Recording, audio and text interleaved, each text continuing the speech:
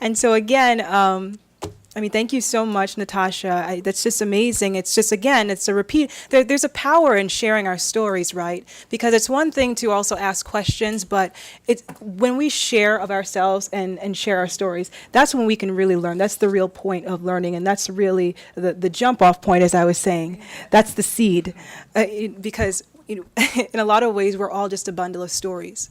And in a lot of ways, there's a connectivity. I mean, you're hearing the same things, that this is what I had, this is the vision that I had. And especially the thing about being a young person is that you have a lot of that energy at that point to make that vision a reality.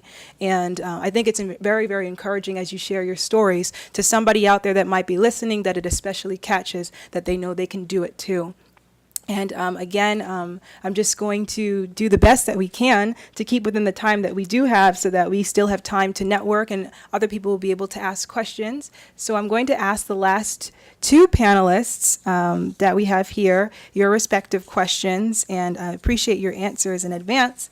A question for Mr. Devon Harris, who's been very, very patient since that first question. Mr. Devon Harris, again, hardly needs any introduction, because as one of the founding members of Jamaica's national bobsled team and one of the figures who inspired Cool Runnings, we're honored to have you here, and on such short notice, too. He was very, very responsive to the call. You've worked very hard from humble beginnings to help bring Jamaica to the attention of the entire world. And I'd like to ask you, Mr. Harris, thank you, Glenroy, what would be your number one message to young people? I think that message has been relayed already this evening by all the speakers who spoke. You know, having a dream, believing in yourself.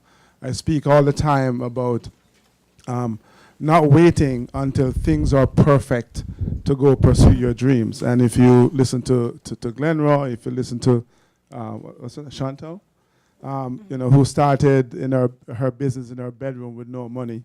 If you look on the story of the Jamaica bobsled team, no snow, no ice, no money, no funding.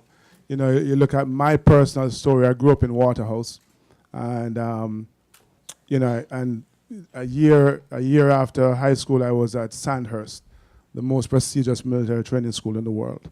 You know, so it's about having a dream, being willing to put the work in, and believing in yourself. When you do those things, miracles happen. That's right. Yeah. Thank you.